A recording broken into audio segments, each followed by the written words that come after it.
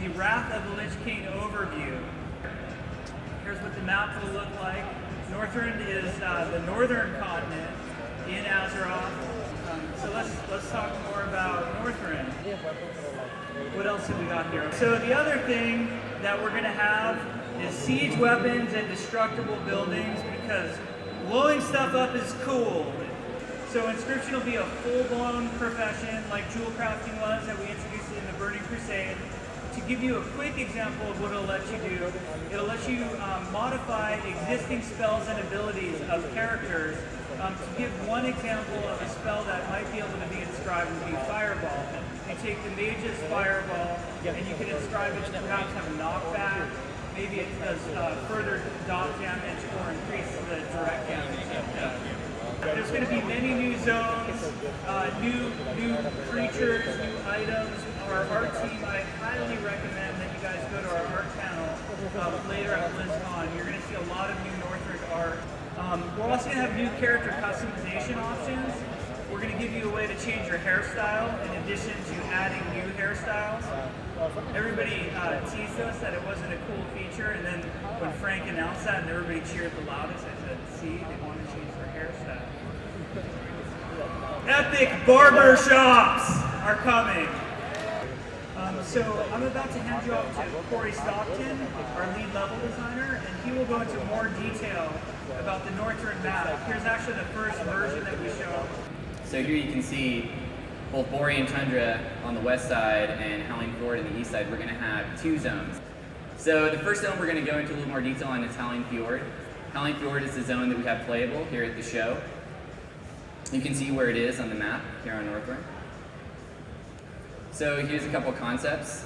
So kind of the basis behind Howling Fjord is there's a giant fjord. What a surprise. It runs through the middle of the zone. This is a concept shot here that kind of shows a little bit about how it looks. Here's a cliff edge. So kind of one interesting, unique thing about Howling Fjord is it's surrounded all the way around by cliff edges. So you'll come in and you'll be able to come right through the fjord, and we're just going to take you right directly into the gameplay. So we kind of wanted to get players jumped right into the story. You're going to meet the Vrykul, like Jeff mentioned a little earlier. They're a group, these 13-foot tall Viking, just badasses. They look awesome. They're going to be all over the zone. This is their home zone. They also inhabit Utgard. Utgard is one of the playable dungeons that we have here at the show. You guys should really check it out. Here's another concept here. This is a little look at some of the things that the Vrykul do. They're a really, really evil race. They've always been evil, and they're starting to maybe feel the call of the Lich King a little bit, and that'll play out more in the quest and the story lore as you get into it. So a question we get asked a lot is, how do we come up with these zones? How do we get to the final product that you guys get to play? So this is a quick look at one of the design layouts. So for all the zones we build, we start on paper. We start with ideas. And we kind of go from there. So we don't want to get too far with the zone and then want to make a change. So doing these layout maps gives us a chance to design where the gameplay area is going to be. What's the quest flow? Where's it going to take you? Where are we going to have our dungeons? So this is just give you guys a little look at how we actually do things. So next up is Borean Tundra. Borean Tundra is the second of the two zones that you can choose to go to when you enter Northrend for the first time. Now, Borean is the home to the Tuskar race. Some of you might be familiar with Tuskar from Warcraft 3. They're a group of transient, walrus-looking fishermen, probably the best way to describe them. It's also the home of the Naga right now, and they're in the process of melting the ice in the zone. Now, I can't tell you exactly why they're doing that. That's something you're going to find out as you quest through the zone. But it definitely gives the zone a unique feel. You're not looking at ice the whole time. Part of the zone will be covered in snow, but then you'll also have parts of the zone that look completely different and give you a whole different feeling. So here's a little bit of concept art from Borean Tundra.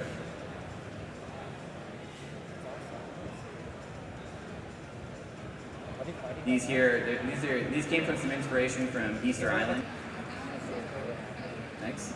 So here's a look at the layout for Borean Tundra. You can see kind of that there's a little bit of a blue line going right down the middle that kind of shows the split where half of it is still covered in snow and the other half is starting to be thawed out.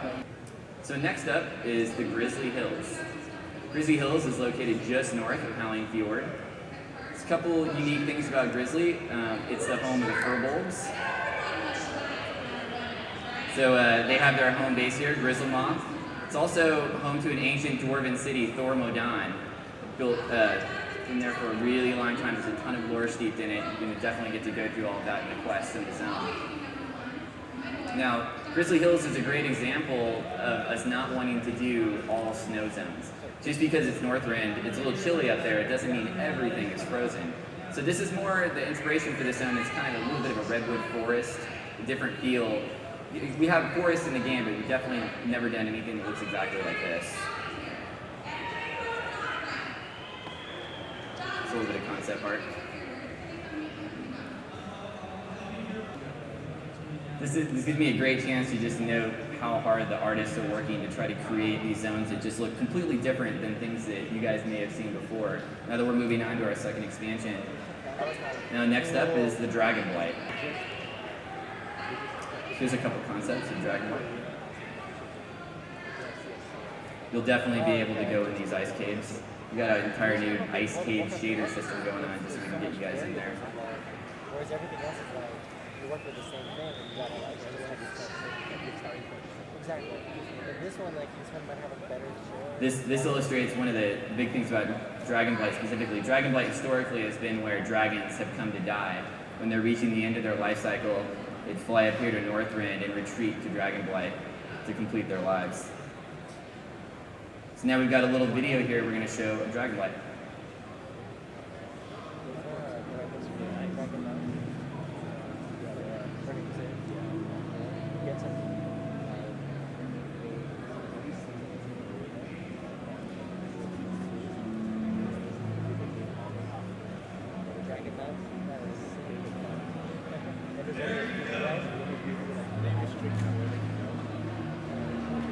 You can see here we're really going for this spooky, cold forest kind of feeling. Saw the ice caves a little earlier.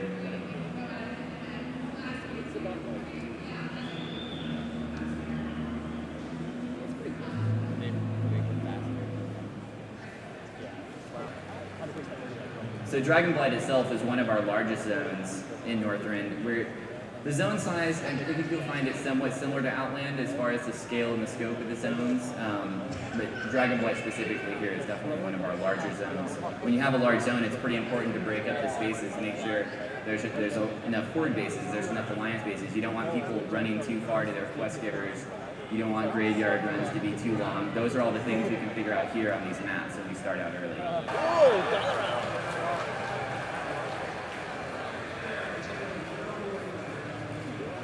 So Dalaran will end up being the capital, kind of the home city for Northrend. And so it's going to be on the move a little bit. So basically, Dalaran's going to be taken off and making its way up to Northrend. Here's a little view of where Dalaran's going to be. It's going to be really centrally located in Northrend, super accessible. You know, we learned a lot from Shattrath, where its placement was and how that worked out. We wanted to take what we learned there and apply those theories here, but also just steep the city just like Shattrath, a ton of lore, and really make it a cool place for people to bind and camp out and be able to access their vendors and do stuff they need to do. And finally, as I mentioned, we're going to have this non-instance PvP zone called Lake Wintergrass. So that should be something really kind of new for us, because even on the PvE servers, this is going to be a PvP zone. So if you're playing on a PvE server, you'll know that if you go here, that's what you're looking for. A lot like when you enter into a battleground from a PvE server.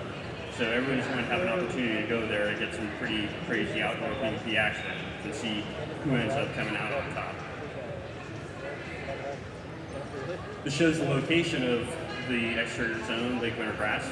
It's kind of pretty centrally located. We want players to be able to get to it pretty quickly from anywhere.